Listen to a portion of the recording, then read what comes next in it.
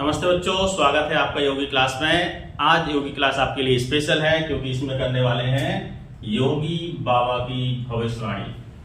योगी बाबा की भविष्यवाणी बहुत अच्छा इंटरेस्टिंग टॉपिक है ये। आजकल बच्चों के लिए बोर्ड का एग्जाम चल रहा है और 10th क्लास का मैथ्स का पेपर आने वाला है मंडे को।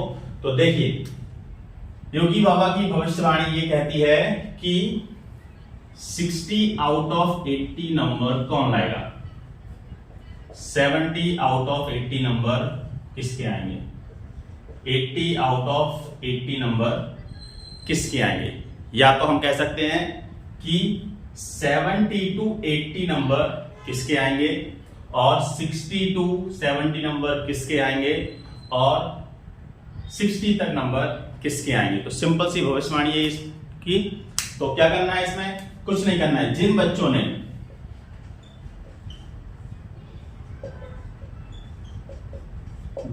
ने जैसा मैं लिखा हुआ इस हिसाब से पढ़ा है तो समझ लीजिए कि उसके इतने नंबर आसपास आने वाले हैं। तो चलिए, आप अपना पैरामीटर नापिए। कहां पे हो आप लोग। जिसने NCERT प्लस एग्जाम्पलर किया है तो डेफिनेटली उसके नंबर नियर अबाउट 60 के आ सकते हैं। 60 to 70 किसका आएगा। जिसने NCERT plus exemplar plus previous year question paper plus 5 sample paper, 5 sample paper किए हैं तो उसके नियर अबाउट 60 से 70 नंबर आ सकते हैं। Next 70 to 80 NCERT plus exemplar plus previous year question papers लगभग 5, इसमें भी लगभग 5 और प्लस 5 सैंपल पेपर और plus reference book.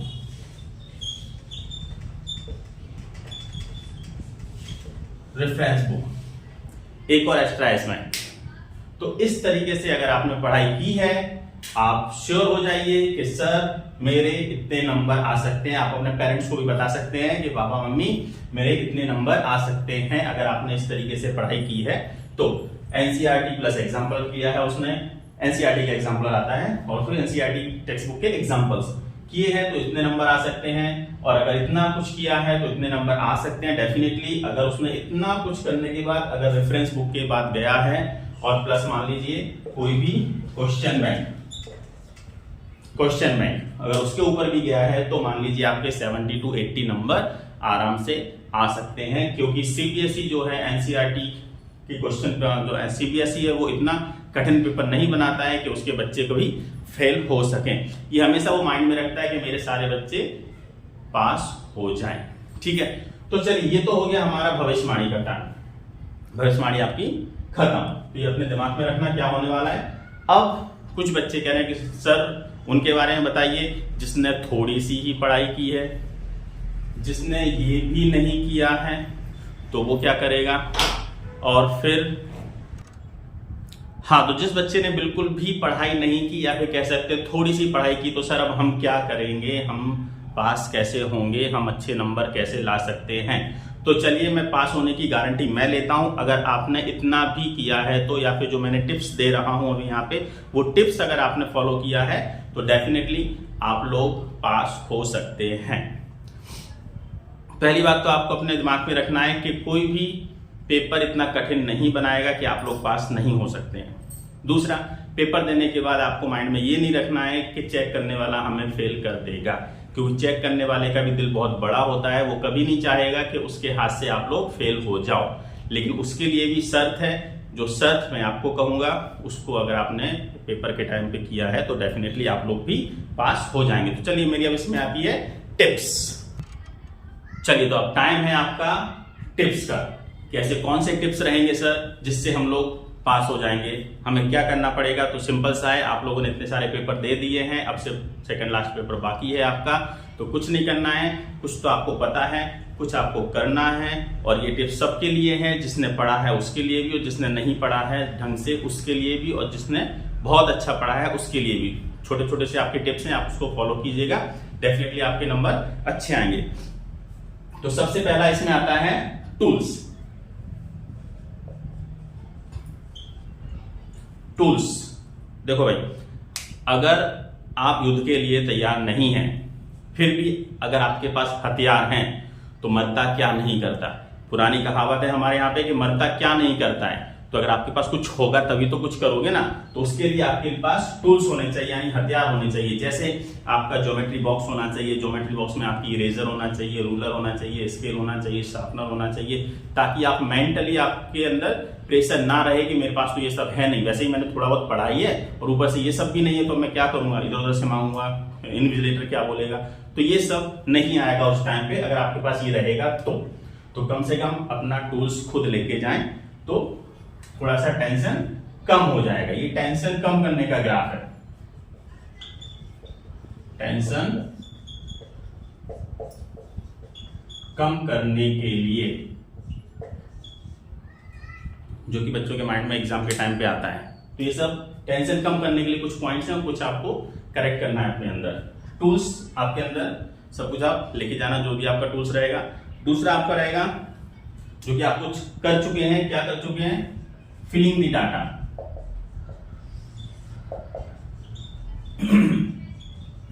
Filling the data, आपने इतने सारे पेपर दे दिए हैं, अब तो आपको आदत हो गई है।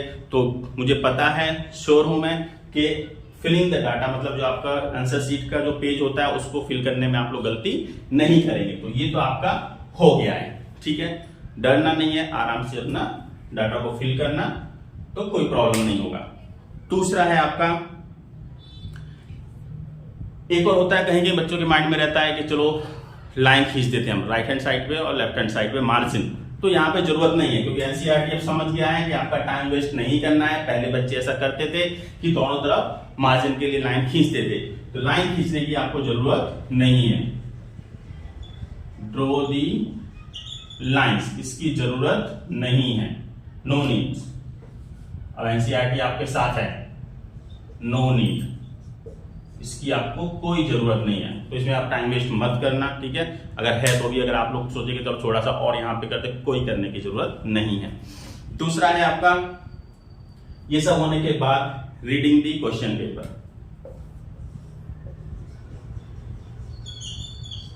रीडिंग टाइम, आपको क्वेश्चन पेपर को रीड करने के लिए टाइम दिया जाएगा। तो उसमें क्वेश्चन अच्छे से रीड करना, समझना कि आपको क्या आ रहा है इसमें से, क्या नहीं आ रहा है, और जो पहले आ रहा है सबसे पहले उसे करने की कोशिश करना। और दूसरा इसके साथ ही पॉइंट है आपका सेक्शन वाइज करना। जो भी आप करो सेक्शन वाइज करना, ठीक है। Section A B C D जो भी रहेगा उस प्रकार से सेक्शन वाइज ही करना। और मेरा पर्सनली आपको सबको कहना है कि पहले सेक्शन ए जो कि एमसीक्यूज का आता है, उस एमसीक्यूज के लिए अगर आपको नहीं करना है पहले, लेकिन पहले आप एमसीक्यूज के लिए सेक्शन 1 1 2 3 4 करके 20 तक नंबर लिख के आप उतने पेज को छोड़ सकते हो। फिर बाद में आगे से आप सेक्शन जो भी आपके मन में आए, बी सी डी, आप उसके हिसाब से करना, ठीक है। तो सेक्शन वाइज हमेशा करना। दूसरा है आपका right the question number. Right the question number. बहुत सारे बच्चे होते हैं जो कि मैं आज तक और लास्ट ईयर मैंने देखा है और अभी तक देखा है कि बच्चे हड़बड़ाहट में क्वेश्चन नंबर लिखना भूल जाते हैं। तो क्वेश्चन नंबर जरूर लिखें बच्चों। अगर क्वेश्चन नंबर अब आप नहीं लिखते हैं तो सीधा सीधा चेक करने वाला आपका आंसर देखेगा ही नहीं, भले आपने कितना अच्छा लिखा होगा तब भी। इसके लिए मैं आपको एक एग्जांपल समझाता हूं कि जितना अच्छा अगर आपको दिखेगा कोई भी चीज होगी, जितना अच्छे से आप रिप्रेजेंट करोगे उतना अच्छा सामने वाले के ऊपर इंप्रेशन गिरता है। तो सिमिलरली यहां भी ऐसा होता है कि आपका पेपर आपने कितने अच्छे से लिखा है उसका इंप्रेशन सामने वाले पे गिरना चाहिए, उस पर पढ़ना चाहिए। इसलिए ये सब मैं आपको टिप्स बता रहा हूं ताकि आपने थोड़ा बहुत पढ़ा है, पास होने लायक पढ़ा है, तो कहीं गलती से आप लोग फेल ना हो जाओ, इसलिए ये पॉइंट्स को फॉलो करना, ठीक है। और जो पढ़ा है अच्छे से पढ़ा है उसके लिए तो मैं भविष्यवाणी पहले ही कर चुका हूं, ठीक है ना, तो उसकी टेंशन आप मत लेना। ये हो गया आपका। इसके बाद आपका आएगा कि जो भी आप लिखो वो आप स्टेप वाइज लिखना। ये बहुत इंपॉर्टेंट पॉइंट है, स्टेप वाइज। बहुत ही इंपॉर्टेंट पॉइंट है, मैं इसको वेरी इंपॉर्टेंट देता हूं। क्यों दे देता हूं, चलिए देखिए एक एग्जांपल के हिसाब से कि कैसे लिखना चाहिए स्टेप बाइज। स्टेप बाइज मतलब ऐसा कि कोई कोई बच्चे क्या करते हैं, कुछ लिखते जाते हैं और फिर क्या करते हैं कि अरे ये पॉइंट है तो इस पॉइंट को छोड़ दो, ये तो एग्जाम को चेक करने वाले को आता ही होगा, ये तो सर को आता ही, ये तो समझ अंडरस्टूड सी बात है, सिंपल सा कॉन्सेप्ट है, ये तो उसे पता ही होगा, तो ये लिखने की जरूरत नहीं है। तो नहीं, ऐसा मत कीजिए कि आपको क्या करना है, अपना आंसर इतने अच्छे से लिखना है, हर एक स्टेप को इतने अच्छे से एक्सप्लेन करना है कि आप सामने वाले को बता रहे हो। सामने वाले को कुछ नहीं पता है, जितना आप बताओगे उतना अच्छे नंबर वो आपको देगा। ठीक है, तो ये गलती मत करना, आप कोई भी स्टेप मिस मत करना, जो भी स्टेप्स आते हैं वो सारे उसमें लिखना, ऐसा करके लिखना कि सामने वाले को नहीं पता है, मैं उसे बता रहा हूं, उसी पर से वो नंबर आपको देगा। एग्जैक्टली उसको पता है, लेकिन फिर भी आपको ऐसा समझ के लिखना है। ठीक है, दूसरा आपका आता है कि अगर इतने पर भी अगर आपको कुछ ना आए, मान लीजिए आपको क्वेश्चन में कुछ आ नहीं रहा है, तो क्या करना है, किसी भी क्वेश्चन को छोड़ना नहीं है। डोंट लीव दी क्वेश्चंस, कोई भी क्वेश्चंस आपको छोड़ना नहीं है। अगर आपने क्वेश्चन छोड़ दिया है तो डेफिनेटली समझिए कि 80 नंबर का आपका पेपर है, ठीक है, उसमें से आपने 10 नंबर के क्वेश्चंस छोड़ दिए हैं, तो सीधा सीधा आपका क्या हो जाएगा, 70 नंबर। मतलब कि अब आपको काउंट करना है या अब आपको पास होना है 70 में से, 80 में से नहीं। इसलिए कम से कम एटलीस्ट इतना करिए, मेरे लिए कीजिए, अपने लिए कीजिए और सबके लिए कीजिए, अपने फैमिली के लिए, कि एटलीस्ट कोई भी क्वेश्चन ना छोड़ें। ठीक है, अब आपके माइंड में क्वेश्चन आ रहा है कि सर अब मैं करूंगा क्या, क्वेश्चन तो मुझे आता नहीं है, समझ में तो आ नहीं रहा है, तो मैं करूंगा क्या। ऑब्वियसली सर क्वेश्चन छोड़ूंगा ना, नहीं, मत छोड़ना। यहां पे क्या करना है आपको, next point, at least right the formula. आपको ये तो पता चल जाएगा क्वेश्चन पढ़ने के बाद कि हाँ इस क्वेश्चन में हमें कौन सा फॉर्मूला यूज करना है, ये किस चैप्टर से है, एटलीस्ट उसके बारे में थोड़ा बहुत तो आपको समझ में आ ही जाएगा। तो एटलीस्ट आपको क्या करना है, राइट दी फॉर्मूला। दूसरा, अगर थ्योरम आती है और थ्योरम भी आपको नहीं आ रही है तो उसमें क्या करना है, एटलीस्ट राइट गिवन, जो भी क्वेश्चन में ही मिलता है, गिवन टू प्रूव, कंस्ट्रक्शन और फिगर।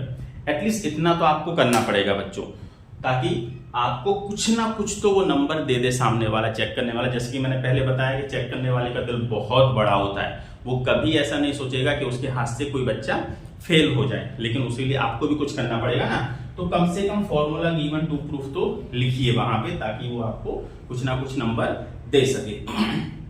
दूसरा है, अपने पेपर को अच्छे से बनाने के लिए कट्टा पिट्टा मत करना। नेक्स्ट पॉइंट बहुत इंपॉर्टेंट है, मैं यहाँ पे हिंदी में लिखता हूं, कट्टा पिट्टा करते ना बच्चे। हाँ, गलती होने पे कभी भी इस तरीके से खच खच खच खच खच खच मत करना, क्योंकि ये बहुत गंदा दिखता है और जो चेक करने वाला रहता है उसको भी थोड़ा प्रेशर में रहता है कि हाँ इतने सारे क्वेश्चन पेपर मुझे चेक करने हैं, और आप इतना गंदा लिखोगे तो उसका माइंड पे थोड़ा सा, समझ सकते हैं आप लोग। तो थोड़ा सा अगर गलती हो जाए तो सिंपल एक लाइन खींच देना ऐसी और बस खत्म, छोड़ देना, नेक्स्ट पेज से दूसरा शुरू करना, लेकिन कट कट कट कट मत करना। ठीक है, हाँ, इतना होने के बाद अब आपका आता है कि जैसे आप को टेबल बनाना है, कोई फिगर में अगर लाइन है तो हमेशा ज्योमेट्री बॉक्स का यूज करें, ज्योमेट्री बॉक्स का यूज करें। आप डायरेक्टली लाइन ऐसे ही मत बनाओ, ठीक है ना, लाइन हाथ से सिंपली मत बनाना, रूलर का यूज करना, use your ruler to draw the line and to make the figure, use your geometry box, okay, ताकि आपका फिगर सिस्टमैटिक ढंग से और अच्छा दिखे। तो ये कुछ पॉइंट्स थे, 10 पॉइंट मेरे, तो इन 10 पॉइंट्स को आप लोग फॉलो करना, अच्छे से पेपर देना। मेरी तरफ से आपको आशीर्वाद है और मैं अपनी इष्ट से ही प्रार्थना करता हूं कि आपका पेपर अच्छा जाए, और उसके लिए जो कि मैंने आप सबको ब्लेसिंग के लिए एक वीडियो बनाया था शुरू में, वो मैं फिर से बताना चाहता हूं कि जब भी आप पेपर देने जाओ, या जब भी पेपर देने नहीं, आप कहीं भी जाओ दूसरी जगह पर, जैसे कि हनुमान जी महाराज जी, हनुमान जी भगवान जी ने जो चौपाई को दोहराया था अपने मन में जब वो लंका गए थे पहली बार, कि प्रवेश नगर की जय सब काजा, हृदय राखी कौशलपुर राजा, मतलब क्या है, जहां भी आप जाओ, जो अपने इष्ट हैं, जो अपने बुजुर्ग हैं, जो हमारे बड़े हैं, उनको अपने हृदय में रख के जाइए, ताकि आपका हर काम सिद्ध हो सके, आपका हर काम अच्छा हो सके। तो उसके लिए मैं अपने इष्ट से प्रार्थना करता हूं, आप भी अपने इष्ट से प्रार्थना करके जाइए, माता पिता के चरण स्पर्श कीजिए और फिर ऑल द बेस्ट। और अगर कोई भी प्रॉब्लम हो, कोई भी डाउट हो, नेक्स्ट ईयर, इस साल तो नहीं ऑब्वियसली, तो नेक्स्ट ईयर कोई भी प्रॉब्लम हो कमेंट कीजिएगा मुझे, और कोई भी बात हो शेयर कीजिएगा मेरे साथ। और अगर वीडियो अच्छा लगा है तो लाइक कीजिए, सब्सक्राइब कीजिए चैनल को और अपने दोस्तों के साथ शेयर कीजिए। तो आपके एग्जाम के लिए एट लास्ट पॉइंट मेरा ऑल दी बेस्ट। ठीक है, चलिए थैंक यू बच्चों, ये पॉइंट्स अपने माइंड में रखिए, आप इसका स्क्रीनशॉट लीजिए। और हाँ, एक और पॉइंट में मिस कर गया, जो कि सुबह सुबह आपको करना है, उठना है और थोड़ा सा ध्यान करना है, मेडिटेशन करना है। एग्जाम हॉल में भी बैठने के बाद आपको वहाँ पे 5 मिनट मेडिटेशन करना है, जो आपने याद किया है उसको वहाँ पे याद करना। घबराना नहीं, कोई टेंशन लेने की जरूरत नहीं होती है, कोई एग्जाम इतना बड़ा नहीं होता है कि आपकी लाइफ में इफेक्ट पड़े। ठीक है, तो बस अपना लाइफ एंजॉय कीजिए, पेपर अच्छे से दीजिए। All the best.